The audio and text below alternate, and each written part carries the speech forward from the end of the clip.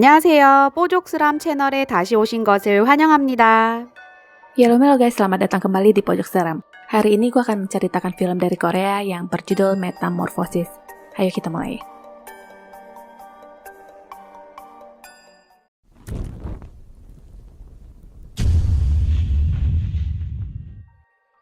Di sebuah rumah, seorang pastor melakukan ritual pengusiran hantu kepada gadis yang bernama Ji-eun, sedangkan ibunya tampak berdoa di depan pintu kamar. Layaknya seorang yang kesurupan, dia berakting berganti-ganti peran yang dari memelas, tertawa gila, sampai mencibir. Pastor tidak terpengaruh dengan omong kosongnya dan terus melakukan tugasnya, lalu sesuatu seperti akan keluar dari tenggorokannya. Roh jahat itu pun keluar dan tiba-tiba ada suara Ji-eun yang terdengar di telinga ibunya yang meminta tolong dengan berkata pastor ini aneh. Ibu yang panik mendobrak pintu dan mengacaukan segalanya. Dengan gampang, Ji-eun melepaskan ikatan tangannya dan sudah duduk di jendela selagi maknya berisik menyalahkan pastor. Ji-eun menjatuhkan diri tapi masih ditahan oleh pastor. Sekarang maknya yang kerasukan dan berkata, "Kami sudah ada sebelum Tuhanmu lahir." Iblis di dalam tubuh Ji-eun menyambung mengatakan, mereka ada di mana-mana dan itu sudah kehendak Tuhan. Dia bersumpah akan kembali dan mengoyak daging manusia dan melempar mereka ke neraka sampai tikus menggerogoti. Setelah itu dia menggigit tangan pastor dan akhirnya Ji-eun pun terjatuh lalu tewas. Si ibu sendiri juga sudah menghilang entah kemana. Karena kejadian itu, pastor dituduh telah melakukan hal gila dan keluarganya yang lain harus pindah karena mendapatkan intimidasi secara psikologi dari lingkungan sekitar. Jadi ini adalah Pak Kim, adik dari pastor yang mempunyai seorang istri dan 3 orang anak. Hyunju, putri keduanya yang paling merasa tidak senang dengan kepindahan mereka. Selagi yang lain sedang sibuk, Hyunju sibuk bergosip dengan temannya di telepon. Rumah itu juga sepertinya tidak aman di mana pintu pagar bisa bergerak terbuka sendiri, entah memang ketiup angin atau memang sudah ada ciri-ciri. Yang paling netral adalah Seonwoo, putri pertama keluarga itu. Di saat dia ingin membawa peralatan pamannya ke dalam seperti salib dan yang lainnya, ibunya menyuruhnya untuk tidak berpikir yang aneh-aneh dan memintanya untuk menaruh semua itu di gudang karena dia mengaku sudah muak dengan semua yang berhubungan dengan pamannya. Malamnya, Bu Kim terbangun karena mendengar suara aneh dan membangunkan suaminya. Mereka membuka jendela dan melihat bayangan tetangga mereka yang sedang mengerjakan sesuatu yang entah apa itu. Awalnya, Pak Kim ingin menegur tetangganya, tapi Bu Kim mencegahnya dengan pertimbangan mereka baru saja pindah ke lingkungan baru. Di kamar lain, Hyunju juga terlihat tidak enak badan. Besoknya seperti biasa, Pak Kim berangkat kerja. Woo-jung, anak paling bontot, memakai ponsel ibunya untuk menghubungi pamannya. Dia bercerita mereka pindah ke rumah baru yang besar dan mengundang pamannya ke rumah. Setelah itu ada suara teriakan dari dalam rumah dan Sujung pun segera menyudahi pembicaraan. Seorang romo menghampiri pastor dan dalam kesempatan itu, pastor berkata dia ingin berhenti menjadi pastor. Romo mengetahui hal itu tapi keuskupan belum menyetujui pengajuan tersebut. Kembali ke rumah, ternyata yang membuat saudarinya berteriak adalah bangkai binatang yang tergantung di luar jendela. Hyunju yang baru saja bangun tidur langsung pingsan melihat bangkai tersebut dan dia pun dilarikan ke rumah sakit. Pak Kim segera ke rumah sakit setelah mendapatkan kabar anaknya masuk rumah sakit.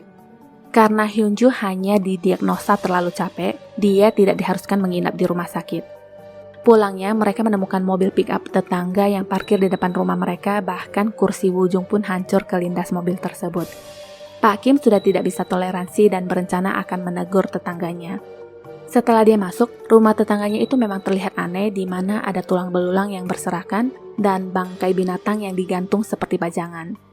Tidak hanya itu, di tembok pun terlihat ada pahatan wajah orang, juga lambang salib terbalik. Pak Kim mengetuk pintu dan tidak ada jawaban, tapi pintu itu terbuka dengan sendirinya. Pak Kim lalu masuk dan di dalam tidak kalah horor. Lantai kotor yang penuh bercak darah, tercium bau yang sangat menyengat, serta bangkai binatang di mana-mana. Di langit-langit atas terpajang salib terbalik yang sangat banyak yang diikat dengan bangkai hewan, bahkan patung Bunda Maria yang tak berkepala.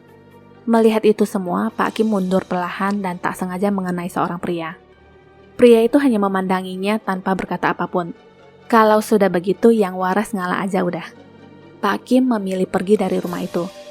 Malamnya, anak-anak datang dan mengeluh terganggu sekali dengan suara-suara aneh. Pak Kim pun memilih melaporkannya kepada polisi. Selain melaporkan kebisingan, Pak Kim juga menuduh dia telah menggantung bangkai kucing di jendela kamarnya, juga semua kegilaan dalam rumahnya itu. Petugas meminta memeriksa ke dalam dan ternyata semua sudah bersih. Yang ada hanya mesin untuk membuat kain. Hal ini sungguh aneh, tapi karena si pemilik rumah sudah meminta maaf, polisi pun akhirnya pergi. Pak Kim mengatakan kepada warga agar mengunci pintu rapat-rapat jika tidak ingin sesuatu yang buruk terjadi. Pria itu hanya menatapnya tanpa berkata apapun. Kenyataan, banyak sekali burung gagak yang hinggap di atas rumahnya. Di tempat pastor di mana dia sedang membaca Alkitab, angin berhembus kencang yang menumbangkan salib yang tertata di dekat jendela. Dia menutup kembali jendela kamar dan merapikan kembali barang-barangnya. Di saat dia ingin mengambil lembaran kertas yang tercecer di bawah, darah menetes dan terdengar ada suara yang memanggilnya. Ketika dia melihat ke atas, gadis yang bernama Ji-eun itu nempel di atas plafon sambil berkata, kemarahan dan air mata pastor akan memperkuat dia dan penyesalannya juga akan merasuk ke pembuluh darahnya. Dia menertawai pastor dengan nada yang sangat mengejek dan darah membanjiri kamar. Akhirnya, si tokek perempuan ini pun jatuh ke lantai dan pastor terbangun dari mimpinya. Kembali ke rumah Pak Kim, Hyunju yang sedang tidur merasa ada yang menarik selimutnya. Awalnya dia berpikir itu palingan adiknya Woo-jung. Setelah dipanggil nggak ada jawaban, dia membuka mata dan melihat pintu kamar yang terbuka. Di saat dia bangun, rambutnya langsung dijambak dari belakang oleh ayahnya. Ini terasa aneh di mana ayahnya tidak seperti biasanya, dan setelah itu dia pergi begitu saja. Besoknya, situasi sepertinya tidak baik-baik saja terlihat dari cara memotong sayur Bu Kim yang penuh dengan emosi. Ditambah Hyunju yang diam dan kaca foto yang retak pas di gambar wajah Pak Kim. Seon-woo turun dan memanggil ibunya tapi tidak digubris. Woo-jung dan Pak Kim ikut bergabung di meja makan seperti tidak terjadi apa-apa. Hyunju langsung muak melihat ayahnya dan berjalan pergi. Bu Kim menyajikan makanan dengan kasar dan tidak menggubris suaminya. Dia juga makan seperti orang kesurupan. Woo-jung berkata makanan ibunya sangat asin tidak seperti biasanya dan si ibu pun ngamuk lalu menghempaskan semua makanan di meja juga memarahi anak itu. Pak Kim bingung ada apa dengan istrinya hari ini. Hyunju yang melihat dari jauh juga kaget ini tidak seperti ibu mereka. Cerita lanjut ke Pastor Jungsu. Romo memberikan kalung Ji-eun yang katanya ibunya sendiri yang menyerahkannya. Ibunya berkata dia ingin belajar memaafkan dan dia juga meminta maaf karena sudah menyebarkan fitnah. Sampai saat ini pun Pastor Jungsu merasa gagal tidak bisa menyelamatkan anak itu dan membuat ibunya kehilangan anak. Kembali ke rumah Pak Kim. Malam itu istrinya sudah normal kembali dan Pak Kim menanyakan alasan dia mengamuk tadi pagi, tapi dia sendiri tampak tidak mengingat apapun. Di tempat lain, di saat Seon-woo sedang mandi, seseorang datang dan mematikan air kran yang ternyata Hyunju. Dia berbicara ngawur yang sudah pasti sedang kerasukan. Setelah itu lempeng aja dia berjalan keluar. Setelah selesai mandi, Seon-woo menghampiri kamar Hyunju dan menanyakan apa maksud dari perkataannya tadi. Hyunju bingung dan berkata dia dari tadi ada di kamar dan tidak bilang apa-apa. Dia lalu menarik kakaknya masuk ke kamar dan memintanya untuk tidur di kamarnya, juga menceritakan ayahnya yang berlaku tidak pantas padanya semalam. Tidak hanya ayah, tapi ibunya juga aneh tadi pagi. Tiba-tiba ayahnya muncul dan memarahi mereka. Di saat ayahnya ingin melukai Hyunju, Seon-woo mendorong ayahnya dan segera menarik Hyunju untuk keluar. Tak disangka ayahnya muncul di depan mereka dan langsung menjambak lalu menghempaskan Seon-woo ke bawah tangga. Hyunju segera kabur dan bersembunyi di dapur. Sekarang Pak Kim mengeluarkan alat pertukangan, sedangkan Seon-woo baru sadar dari pingsannya. Pak Kim mencari Hyunju sambil menggenggam palu di tangannya. Perhatiannya teralihkan dengan suara Seon-woo yang memanggil adiknya. Di saat ayahnya ingin memalu Seon-woo, Hyunju berteriak hentikan dan memukulnya dengan panci. Dari bawah ada suara ayah mereka yang bertanya sedang apa mereka ribut-ribut di atas. Pak Kim palsu langsung menjatuhkan palu dan pergi. Pak Kim asli naik ke tangga dan kedua anak itu terlihat ketakutan melihat ayah mereka. Ayah mereka sendiri bingung apa yang sedang terjadi. Woo-jung si bontot juga akhirnya keluar kamar. Sekarang Bu Kim yang tampak aneh dengan mengambil palu di lantai. Tanpa babi bu, dia langsung mengayunkan palu itu ke arah suaminya.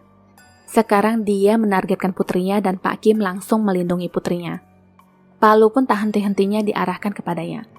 Setelah puas, Pak Kim dihempaskan begitu saja. Bu Kim tersenyum dan berjalan pergi melewati serpihan kaca. Tak berapa lama Bu Kim asli baru naik dan menanyakan apa yang terjadi. Pak Kim yang melihat istri palsunya masuk ke sebuah ruangan memastikan kembali, tapi di dalam tidak ada siapa-siapa, hanya ada sebuah palu. Anak-anak masih ketakutan melihat ibunya. Di sebuah kelas, dokumentasi tentang pengusiran setan ditayangkan di mana korban bernama Jacob yang katanya telah menahan perasaannya karena kehilangan kedua orang tuanya dalam sebuah kecelakaan.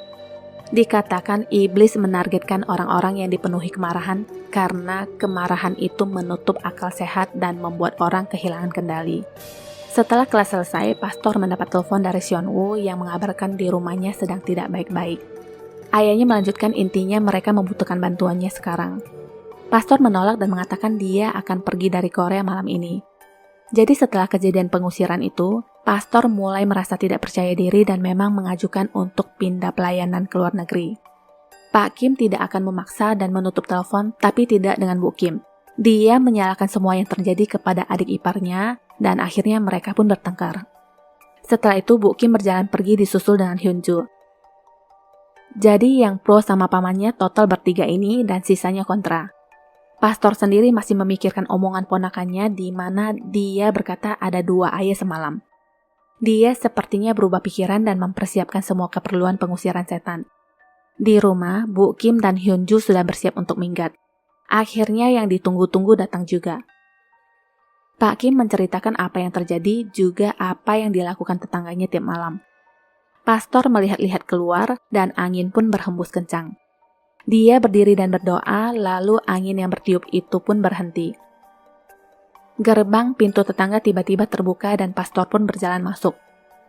Rumah itu berubah kembali seperti semula yang lebih mirip dengan sarang setan. Tikus-tikus berkeliaran menggerogoti mayat dan saat-saat seperti itu pastor mengingat setan perempuan yang bersumpah akan kembali. Jadi ternyata itu adalah rumah Ji-eun. Saat itu ibunya yang kerasukan kembali ke rumah dan menghabisi suaminya. Pria itu sebenarnya sudah meninggal dan mayat yang tergeletak di lantai adalah dia. Pastor lalu kembali ke rumah dan mereka semua tidur bersama. Woo-jung terbangun karena ingin ke toilet. Dia melangkah keluar dan duplikatnya tampak berjalan masuk dengan membawa pisau. Dia mengarahkan pisau itu ke kening pamannya, tapi pisau itu seakan tidak bisa melukainya sedikit pun. Setelah itu dia pun berjalan pergi. Pastor juga sebenarnya tahu apa yang terjadi barusan. Besoknya pastor menelpon ke seorang romo yang tinggal di Filipina untuk meminta bantuan. Setelah itu dia memperlihatkan rekaman CCTV kepada keluarganya yang dipasang secara diam-diam, yang juga membuktikan iblis itu sudah berada di rumahnya dan bisa menjelma menjadi siapapun. Satu-satunya cara adalah melakukan pengusiran setan. Untuk itu, pastor meminta Seon Woo untuk mengambilkan salib dan patung Bunda Maria yang ditaruh di gudang. Saat itu Seon Woo terlihat bengong dan tidak mendengar omongan pamannya.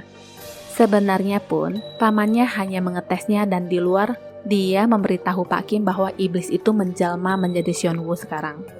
Sebelumnya, pastor menambahkan air suci ke minuman mereka dan Seon Woo satu-satunya yang tidak meminumnya. Seon Woo yang asli tidak tahu di mana dan pastor mengingatkan agar tidak bertindak gegabah sambil menunggu romo tiba. Pastor meminta kakaknya mengawasi anak itu sedangkan dia akan ke airport untuk menjemput Romo atas permintaannya. Romo akhirnya tiba dan membawa kedua asistennya. Kebenaran terungkap sekarang di mana Romo berkata dia tidak pernah meminta pastor untuk menjemputnya di bandara. Ini sudah pasti gawat sedangkan ponsel tiba-tiba tidak menangkap sinyal. Secepat mungkin Romo berkendara pulang. Di rumah, Hyunju tampak turun ke gudang untuk mengambil salib dan patung. Seseorang seperti baru saja lewat. Sebuah loker tiba-tiba terbuka sendiri dan lampu pun konslet lalu padam. Ada suara Seon Woo memanggilnya. Hyunju kaget dan tiba-tiba dia ditarik masuk ke dalam loker lalu terkunci di dalamnya. Ternyata itu bukan loker biasa, lebih tepatnya seperti sebuah tempat untuk membakar barang. Api menyala dan suara tawa puas pun terdengar. Kembali ke pasar, beberapa burung gagak menyerang dan memecahkan kaca depan mobil. Singkat cerita, mereka mengalami kecelakaan dan terlempar ke jurang.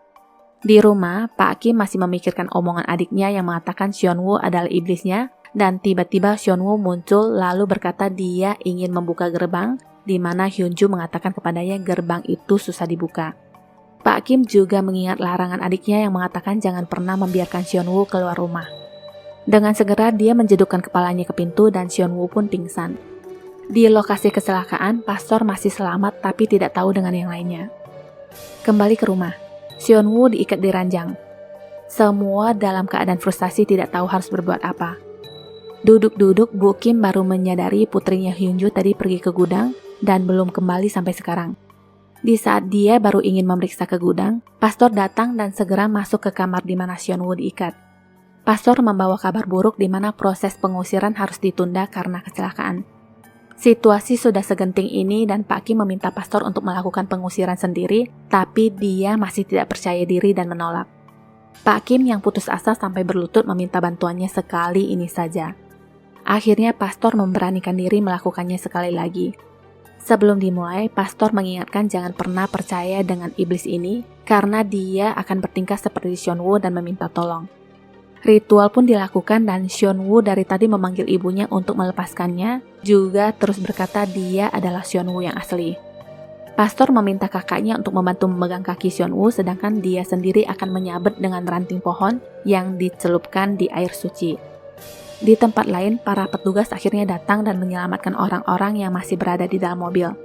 Lebih anehnya lagi, tak jauh dari sana ditemukan seseorang yang pingsan yang ternyata adalah pastor.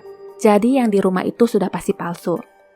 Si palsu terus melakukan penyiksaan kepada Seon-woo dan akhirnya Bu Kim sudah tidak tahan melihat itu dan menyuruh pastor palsu itu untuk berhenti. Dia memohon suaminya agar melepaskan Seon-woo, tapi Pak Kim masih percaya bahwa itu adalah iblis bukan Seon-woo yang asli dan mendorong istrinya. Ada suara yang berbisik di telinganya sekarang yang menghina dia sebagai orang tua yang payah. Pak Kim sekarang menuduh iblis telah merasuki istrinya dan langsung mencekiknya. Bu Kim melakukan pertahanan dengan memukulkan sesuatu ke kepala Pak Kim. Dengan penuh kemarahan, Pak Kim mendorong istrinya sampai terbentur dan pingsan. Ada suara yang begitu mengganggunya dan suasana berubah menjadi suram. Pastor palsu tertawa cekikikan. Pak Kim yang ingin menyerangnya langsung dihempaskan dengan mudah. Woo Jung hanya bisa menangis dan disuruh pergi secepatnya. Di saat iblis itu ingin menghabisi Pak Kim, pastor asli datang tepat waktu dan mengucapkan sabda. Iblis itu langsung menghilang. Di gudang terdengar suara Woo Jung yang menangis karena menemukan kakaknya yang sudah hangus. Seon-woo palsu datang dan mencoba mengelabui bapaknya. Pastor mengenali gelagatnya dan segera mengambil tindakan dengan mengarahkan cermin. Si palsu pun berteriak dan aslinya terlihat sekarang. Pastor mengucap sabda dan malah diikuti oleh si iblis yang seakan semua itu tidak mempan untuknya. Dia berteriak dan cermin itu pun terbakar. Pak Kim menyuruh Woo Jung untuk bersembunyi. Sekarang pastor diserang sang iblis dan Pak Kim segera memeriksa isi box perlengkapan yang ternyata ada air suci. Tidak menunggu lama, dia lalu menyiramkan air suci itu ke punggung iblis. Iblis itu pun tampak kesakitan dan berasap. Tapi dia tidak menyerah begitu saja. Si iblis yang licik memohon sambil menangis dan ketika pastor lengah, dia langsung dilempar. Pak Kim pun tidak luput dari murka sang iblis. Dia menyuruh Pak Kim untuk menyembahnya, maka Pak Kim akan diizinkan untuk melayaninya selamanya. Pastor bangkit dan berdoa meminta kekuatan untuk melempar betina ini ke neraka, juga untuk menutup mulut beracunnya yang suka menyesatkan manusia. Iblis itu berubah menjadi asap dan masuk ke tubuh pastor. Kalung salib pun terjatuh. Semua gambaran gereja, orang-orang dekat, dan Romo yang sedang sekarat di rumah sakit, semua terakumulasi di satu momen. Dia berteriak keras dan menghancurkan ujung salib. Setelah itu, pastor menyerahkan salib itu kepada Pak Kim dan meminta Pak Kim untuk membunuhnya, karena ini adalah cara terakhir iblis tersebut. Pastor memuntahkan banyak darah dan lama-lama iblis itu semakin menguasai badannya. Dia lalu berjalan mendekati Pak Kim dan menusukkan salib itu tepat di dadanya. Iblis itu tampak keluar dan menyisakan pastor yang sudah sekarat. Pastor pun akhirnya meninggal setelahnya. Akhirnya yang selamat tinggal mereka berempat ini dan tamat. Selamanya iblis akan selalu berbisik. Itulah kenapa manusia perlu berpikir positif dan mengontrol diri. 시청해주셔서 감사합니다. 구독과 좋아요, 공유 잊지 마시고요. 다음 영상 알림을 위해 알람 설정도 부탁드립니다. Sampai jumpa.